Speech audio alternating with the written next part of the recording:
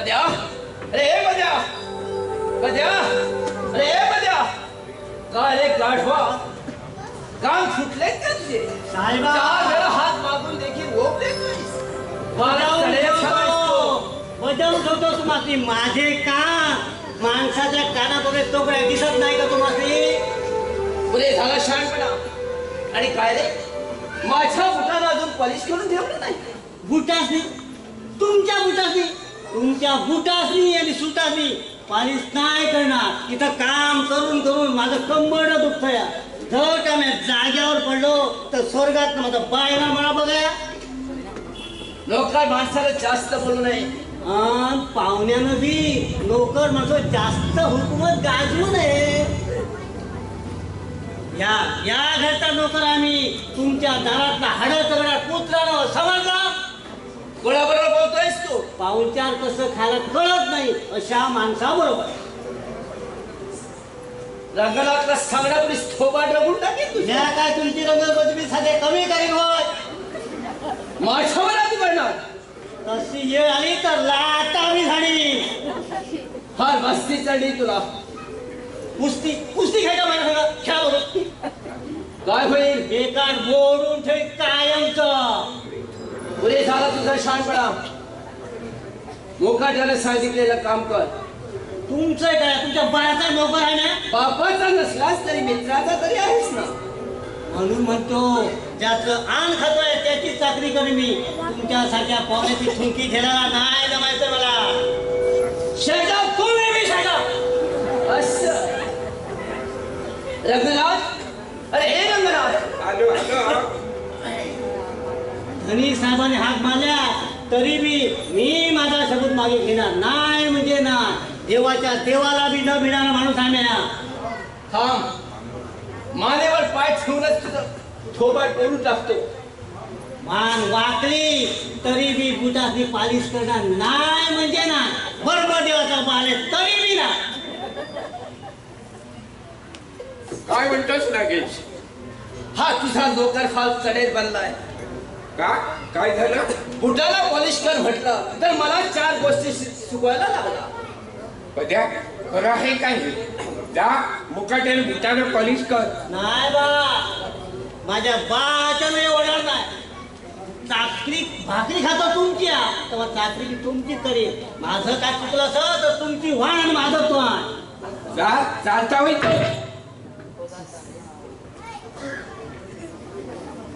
अरे मूर्ख आहे तो. त्याच्या बरोबर लागण्यास काही अर्थ नाहीये. नागे, अलीकडे मला राजाची फार भीती वाटू लागली. त्याच्या विचित्र स्वभावाचा अंतच लागत नाही. न जाणो कधी शैतानासारखा येऊ माझ्यावर झडप घालून माझा प्राण घेतल्याशिवाय राहणार नाही तो. विश्वाने आणि त्याने साऱ्या शेतकऱ्याची मनं माझ्या विरुद्ध कलुषित केली आहे. म्हणून सारा गाव माझ्या विरुद्ध झाला आहे. घाबरू नकोस रंगनाथ. फरशी आणि कुऱ्हाडीचा प्रतिकार करण्यासाठी त्याही पेक्षा प्रभावी अस्त्र माझ्याकडे आहे.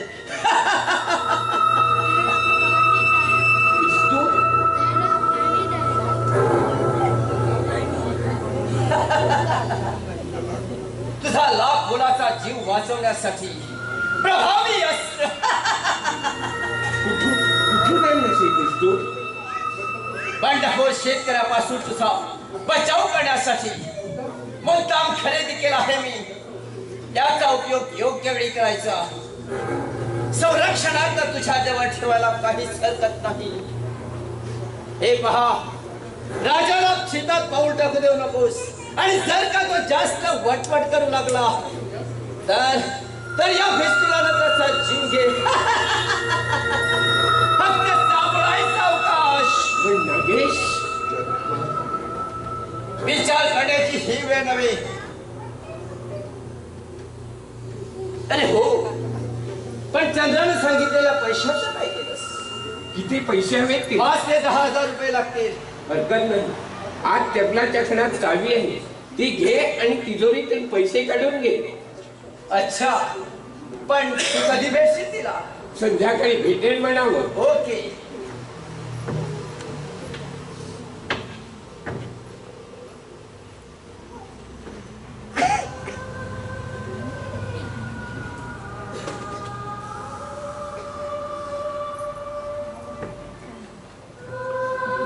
रंगनाथ घेतलेच पैसे? होय, आणि बिस्कुट टेबलाच्या खणात ठेवलंय. जातो मी. बरं लवकरच येईल. बरं.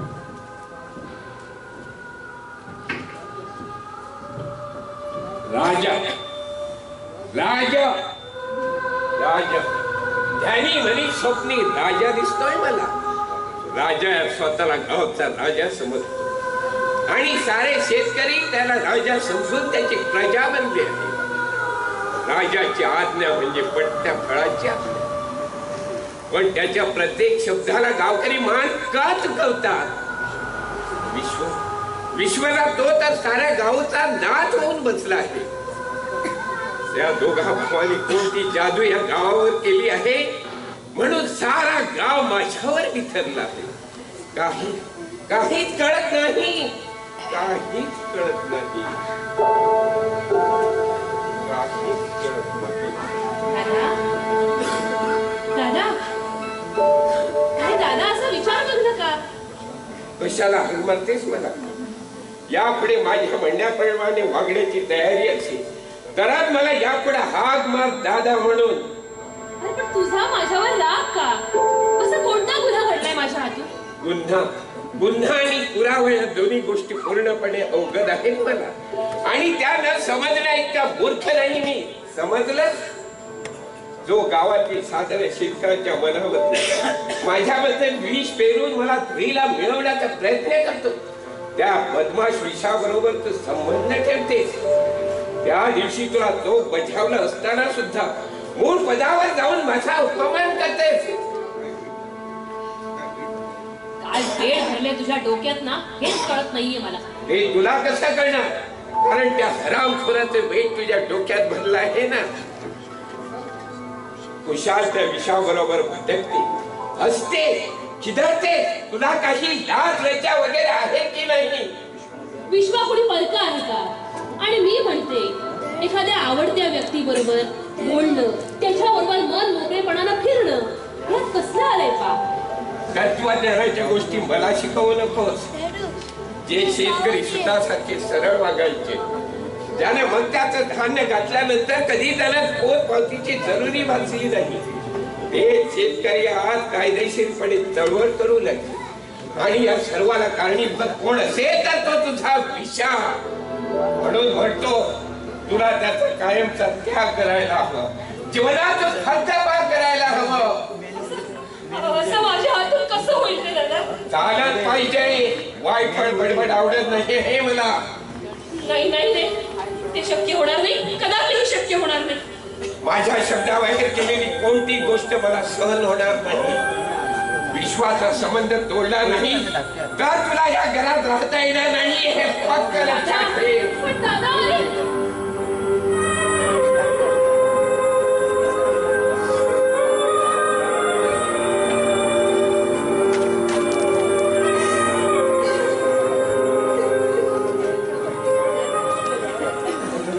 काय झालं?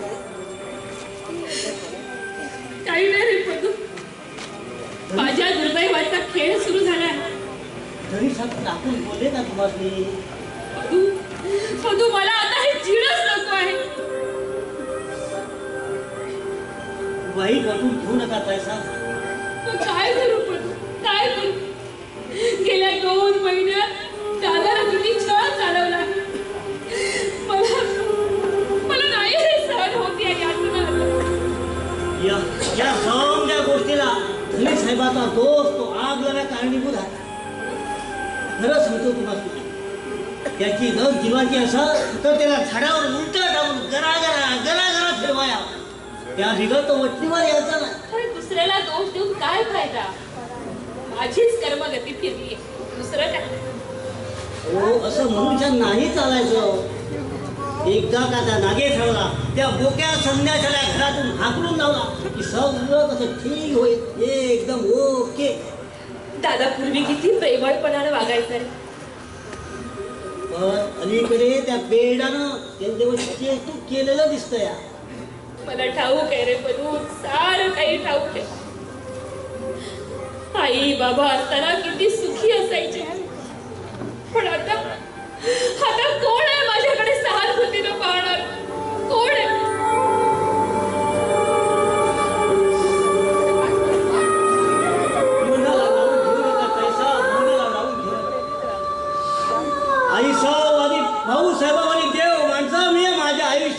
पाहिली नाही. त्या देव माणसं आयुष्यात कधी पाहिली त्यांची याद पडले की माझ्या डोळ्यात आसू येते. हो, माझ्या डोळ्यात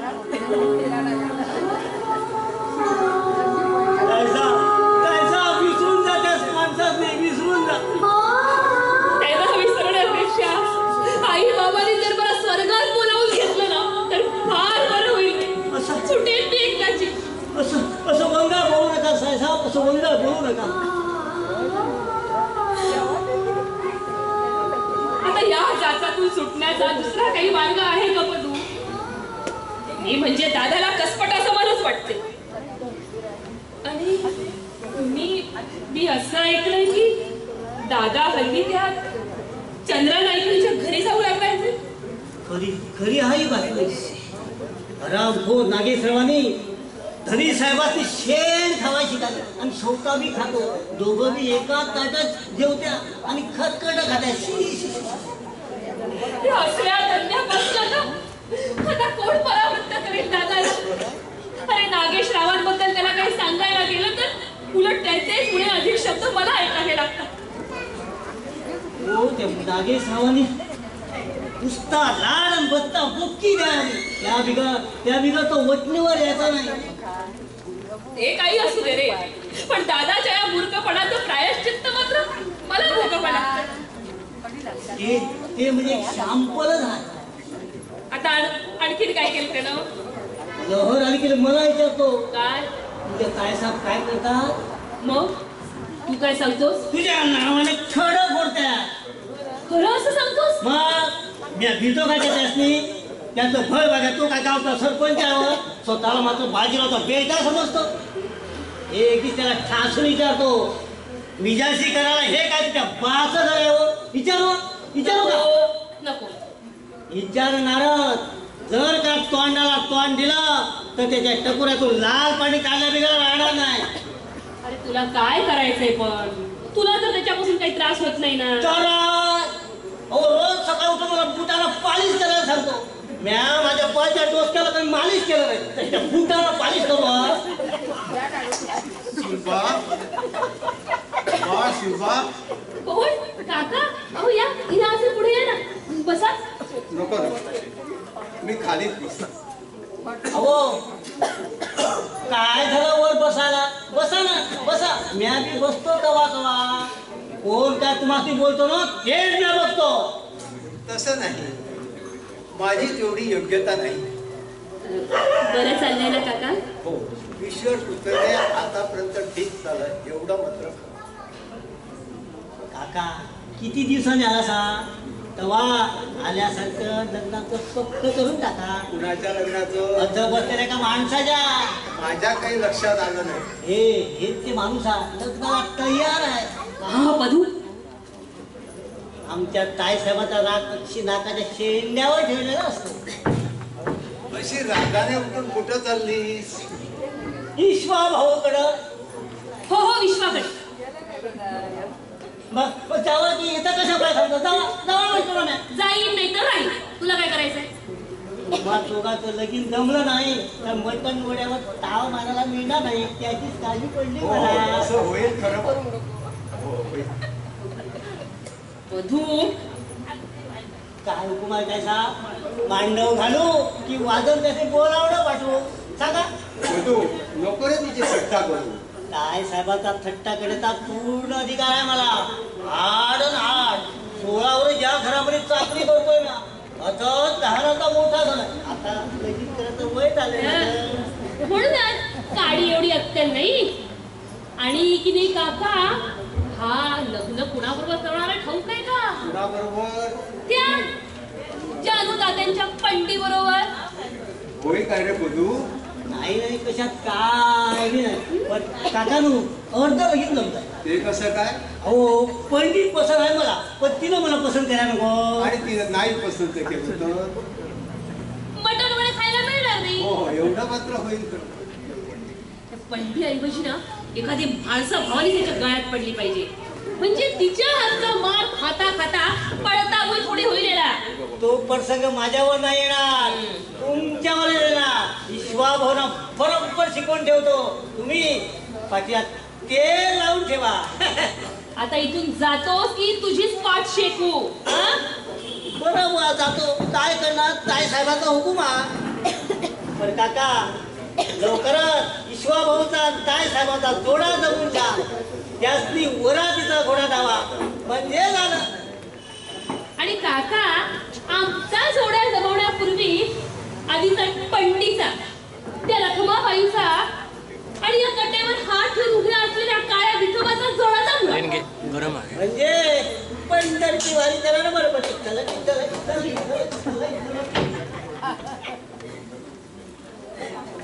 सुबा रंगनाथ कुठे आहे?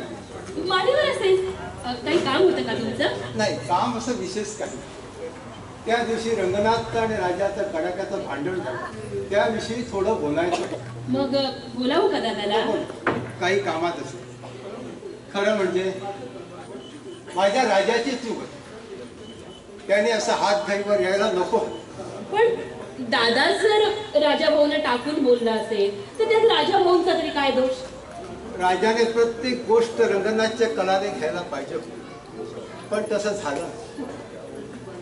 त्याची बायको वारल्यापासून त्याचा स्वभाव हेकेखोर. लक्ष्मी आमच्या घराची लक्ष्मी होती, ती गेली. आणि त्या दिवसापासून आम्ही खरोखरच घरच्या लक्ष्मीला पार केलं. माझ्या राजाचा आधार तुटला आणि माझा राजा जीवनातून जगायचं म्हणून जगतो आहे. मागील आठवडी अशा उकरून काढू नका काका. झालं गेलं विसरा आता.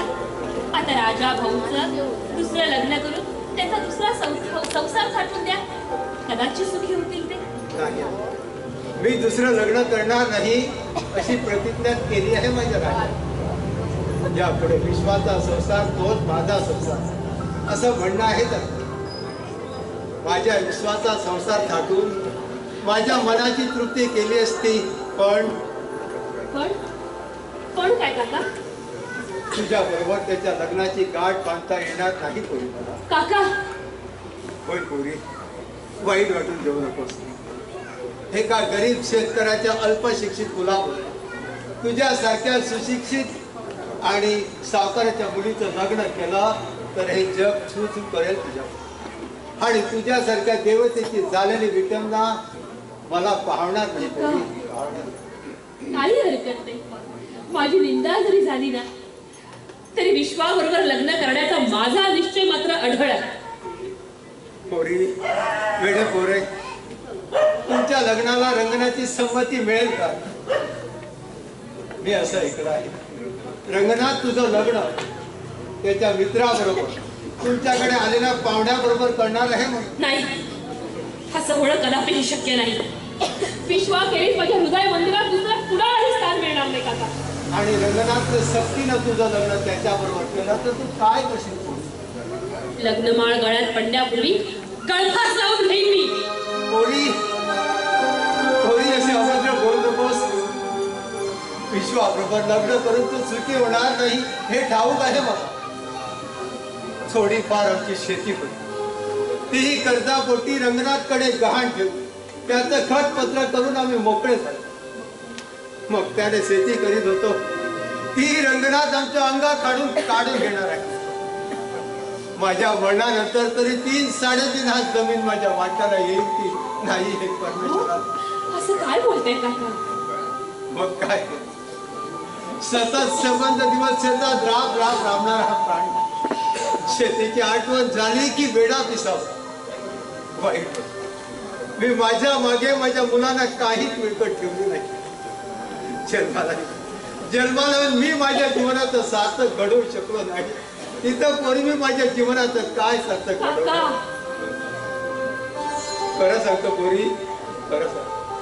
शांत व्हा काका, शांत. अहो, दारिद्र्य हेच जर तुमचं विधी लिखित असेल तर त्याला कोण काय करणार? मी दरिद्री का? त्या परमेश्वरच्या दरबारी असा कोणता मी गुन्हा केला होता म्हणून परमेश्वराने मला ही दारिद्र्य अवस्था प्राप्त. आणि त्यापेक्षा मला काळ निद्रा आली असती तर सुटलो असतो मी या जगातून, काय सुटलो असतो. काका कोण काका? कोण रंगनाथ? तुझीच वाट पाहतो. त्या दिवसाचा तुझा राग गेला की नाही? माझा काळजा रक्त काढला तो प्रसंग विसरणार इतका स्मृतीहीन नाही मी. आणि त्या प्रसंगाचा आज पुरेपूर सूट देखील उगवणार आहे मी आता. काय करणार रंगनाथ? काय करणार रंगनाथ? विषारी नाग देखील आपला डंक साधण्यासाठी जे काही करत त्याच्यापेक्षाही भयंकर कृत्य करणार आहे मी. तुमच्या अंगाखालची जमीन कायदेशीरपणे काढून घेणार आहे. तो तुम्ही किती झटपट केली तर ती जमीन तुम्हाला कसायला देणार नाही. मग तुम्हाला पोटासाठी तुमचा जठराग्नी शांत करण्यासाठी नाही दिशा वळवळ भटकावं नाही. नाही पेक्षा अन्न अन्न करून उपाशी मरावं लागेल. असं करू नकोस रंगनाथ, असं करू नको. दादा तू तू तू सांगतोस ते हे सगळं खरं आहे का? मग काय खोटं आहे? बोललेले शब्द कधीच मागे घेत नाही रंगनाथ. अरे पण दादा चोप. मध्ये बोलून मधून माझं डोकं संतावू नको. जा चालते व्हायचो. रंगनाथ, रंगनाथ नको रे असता एवढं कठोर. तुला विनवण्यापूर्वीच माझ्या आशेची ज्योत तुझ्या कटू शब्दाने विझवली. रंगनाथ, आपण कोणी परके आहोत का? मी कोणीच नाही का रे तुझा? पण तुमच्या मुलांचे स्वभाव चढेल झाले आहेत ना. राजाने त्या दिवशी माझ्या बाबतीत कोणता पराक्रम गाजवला तो आपण आपल्या डोळ्याने पाहिला आहात. त्यानंतर विश्वा देखील इतक्या येऊ आपल्या उन्मत्तपणाचं प्रदर्शन करून गेला. कबूल आहे, त्याबद्दल मी माफी मागतो तुझी. पण रंगनाथ, आतापर्यंत आम्ही मक्त्याचं धान्य देत असताना 3 वर्षाचं मक्त्याचं धान्य थकला असा खोटा आरोप का बरं? असा आरोप करून आमचा केसाने गळा का कापतोस? काका, अजूनपर्यंत ते तुम्हाला देव म्हणून समजत होतो. म्हणून तुम्ही देखील आपल्या मुलाच्या वर्णावर जाऊन मला नालायक ठरवता. आणि का नाही ठरवलं? जिथं घर फिरलं तिथे घराचे वासे फिरल्याशिवाय कसे राहणार? रंगनाथ, तुझा गैरसमज होता. खरं म्हणजे मला तुझ्याविषयी खूप अभिमान होता. भाऊसाहेबाच्या घराण्याचा वारस आहेस. भाऊसाहेबाच्या घराण्याचा एकुलते एक कुलदीपक म्हणून सारा गाव तुझ्याकडे पाहतो. म्हणून मला एकच सांगायचं आहे, भाऊसाहेबाच्या सच्ची वागण्याप्रमाणे वागून त्यांचं नाव अजरामर कर. एवढंच तुला मला सांगायचं रंगनाथ, एवढंच तुला मला सांगायचं. तुमच्याकडून उपदेशामृत प्यायचं नाही आहे मला. तुम्हाला जे काय करायचं असेल ते कायदेशीर करा, कोर्टात जाऊन. रंगनाथ, रंगनाथ नको रे माझा अंत. अरे जिथं कोर्टाला एक वेळचं अन्न मिळायची पंचायत, तिथं कोर्टाची पायरी चढण्याचा मोठेपणा कोण करेल? आणि तुझ्या विरुद्ध कोर्टात जाताना आणि जावा म्हणताना तुझ्या अन्नाची खाल्लेल्याची आठवण होणार नाही का? रंगनाथ, या म्हाताऱ्याची एकच इच्छा पुरी कर, जिच्यावर माझ्या प्राणाकडीकडे प्रेम आहे, जिच्यासाठी मी हाडाचं काढ करून सारे जीवन करते. ती माझी जमीन रंगनाथ, ती माझी जमीन मला मक्त्याने परत करायला, मक्त्याने परत करायला दे रंगनाथ. एवढीच तुझ्याकडे विनंती आहे रंगनाथ, एवढीच तुझ्याकडे. तुझ्या बोलण्याने या रडगाण्याने माझं मस्तक फिरलाय. चाल दूर हो.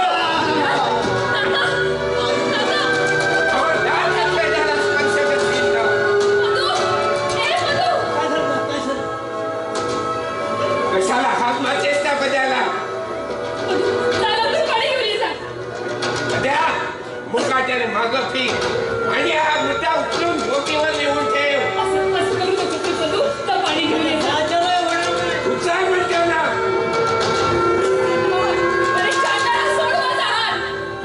मग तू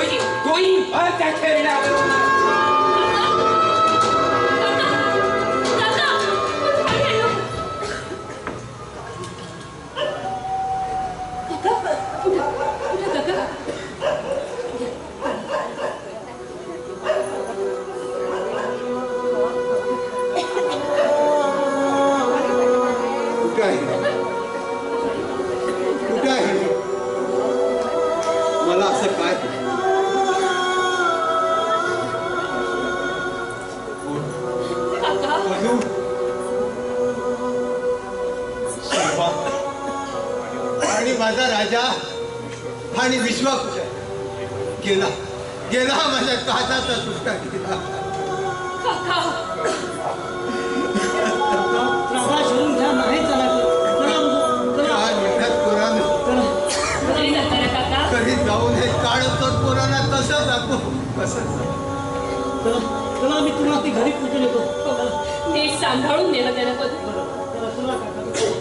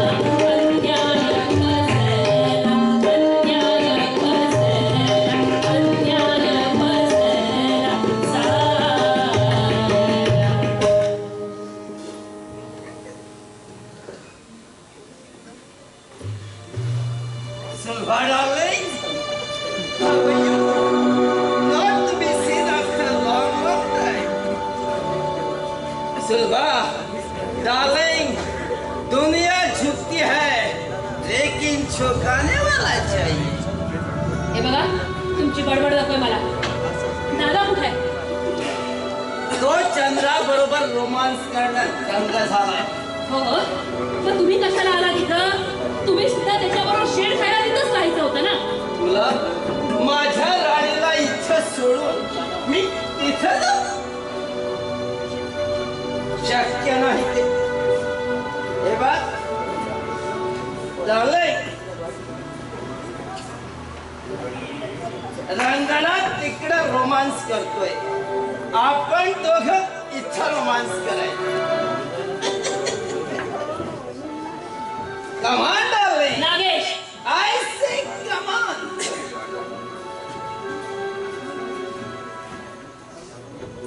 रागावू नकोस, तू आणि मी कोणी फरके नाही. तू लैला और मैं मजनू. तू राजा, नाही नाही, मी राजा आणि तू राणी. तू दारू, मी ग्लास. इस दुनिया में सिर्फ तू और मैं, और कौन भी नहीं. डार्लिंग, अगोदर चालता हो इथून. तुला तुला माझ्या राणीला इथं सोडून मी तिथं जाऊ? शक्य नाही ते. My darling, I love you. I love you. Nagesh, really I love you. इकडून काय बोलतेस? अशी इकडे ये. माझ्या हृदय मंदिरात मूर्ती सजवायची. किती सुंदर दिसतेस, मावलस, जणू काही सौंदर्य सरिता. आणि तुम्ही पापाचा सागर.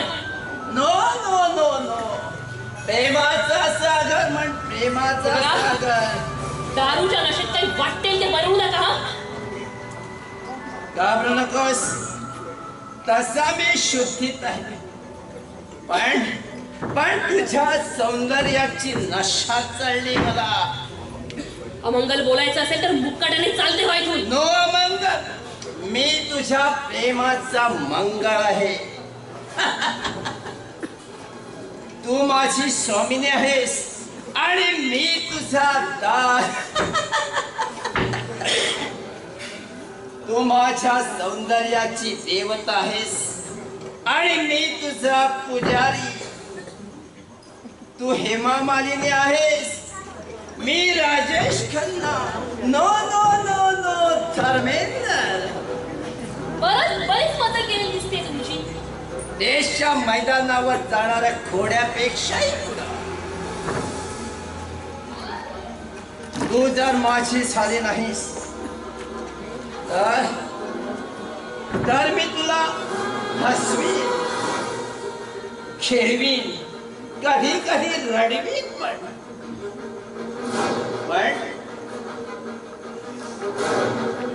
पण सोडणार नागेश, शिवेला आवर खरा हा. ओरडू नकोस.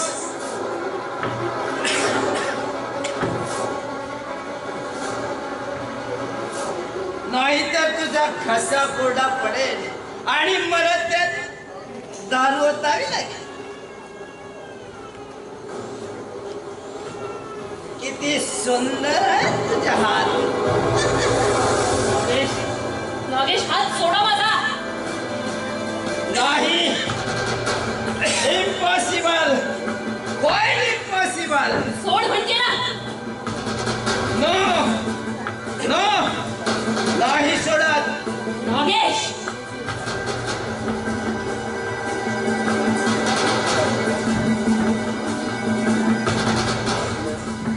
Don't shout. ओरडलीस तर सोडणार नाही. मग काय करशील? काय करीन?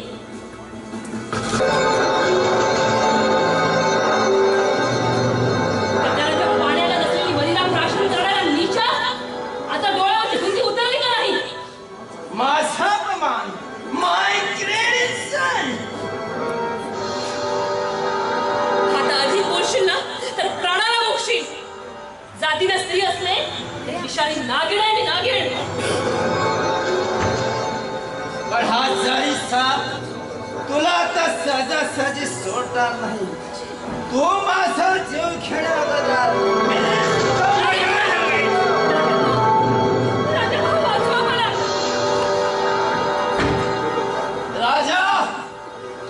चालता हो इथून अगोदर.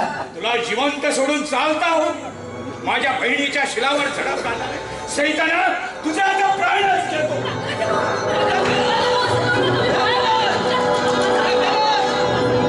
बाबाने इथं पाहायला आलो नसतो तर एका शिलवान पोरीला जीवनातून उठवलं असतं.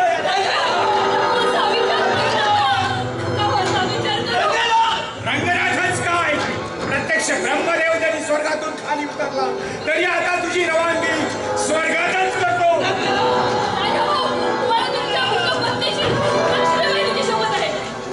सुनवा माझ्या लक्ष्मीची शपथ घातली. मग माझा नाईलाज आहे. माझ्या लक्ष्मीची शपथ घातली नसतीस तर याचा प्राणच घेतला असता. राजा काय प्रकार आहे हा नगेश? त्याला विचारण्या अगोदर मला विचार. तुझ्या बहिणीच्या शिलावर धडक घालणाऱ्या या गिधाडाचे पंख छाटणार होतो मी. नाही, असं होणं शक्य नाही. नादान माणसा, प्रत्यक्ष बहिणीला विचारून पहा. होय दादा, राजा भाऊ म्हणताय ते खरं आहे. नाही रंगनाथ, उलट हिनच रचलेलं नाटक आहे हे. मला मारहाण करण्यासाठी इथं राजाला बोलवून मी दारूच्या नसेल असतं दोघांचा कार्यभाग उरवण्याचा होता. नादान माणसा, धडधड खोटं बसताना जीभ कशी धडत नाही तुझी? बाबांना पाहायला इथं आलो नसतो तर एका शीलवान पोरीला माणसातून उठवलं असतंस तू. सब छोट है. चुप. राजा अगोदर चालता हो माझ्या घरात. आमच्या घरघरची भांडणात पडायचं तुला कारण नाही. मग तुझी धुंदी उतरायला पाहिजे तर.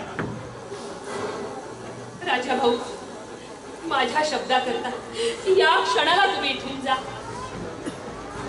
या क्षणाला एकटा जाणार नाही, बरोबर तुला देखील घेऊन जाणार आहे. या असल्या घरात राहण्यापेक्षा आमच्या गरीबाच्या घरात राहून उपाशी मेली तरी चालेल. चल माग फिर. राजा भाऊ, राजा भाऊ, अजूनही तुझा प्राण या घरात पाठव तर मग तसं नाही. राजा भाऊ, राजा भाऊ. राजा भाऊ कशाला बोलावलं असतं त्याला इथं? विश्वाला इथं बंदी केलीस म्हणून इथं राजाचा पक्कन चालू होता. तुम्ही चोंबडेपणा करू नका मिस्टर नागेश. नागे तू जा पाहू. जातो, पण रंगनाथ ये सांगेल ते सब झूठ है. रंगनाथ सब झूठ है, सब झूठ है, सब झूठ है. दिवसेदिवस फार चढेल होऊ लागली आहेस तू. पहिल्याच बोटावर लग्न लावून तुझी दिंडिका घरातून घालून देतो एकदाची. विश्वाखेरीज दुसऱ्या कुणाबरोबरही मी लग्न करणार नाही. आणि विश्वाखेरीज दुसऱ्या कुणाच्याही गळ्यात माळ घालण्याची पाळी माझ्यावर आली ना तर त्याच वेळी माझे हात शरीरापासून तुटून पडतील. असं मग विश्वाबरोबर लग्न करण्याची तुझी कल्पना देखील कल्पनाच राहील हे लक्षात ठेव. अरे तुझ्यासारख्या नादान माणसानं माझ्या कल्पनेला मूठ माती द्यायची ठरवलं ना तरी ते शक्य नाही. म्हणजे मी नादान आहे? नाहीतर काय? चोप. जास्त माझ्याबद्दल एक अवाक्षर काढशी तर बहीण म्हणून गवळाचा प्राण घेईल तुझा. शपथ घे.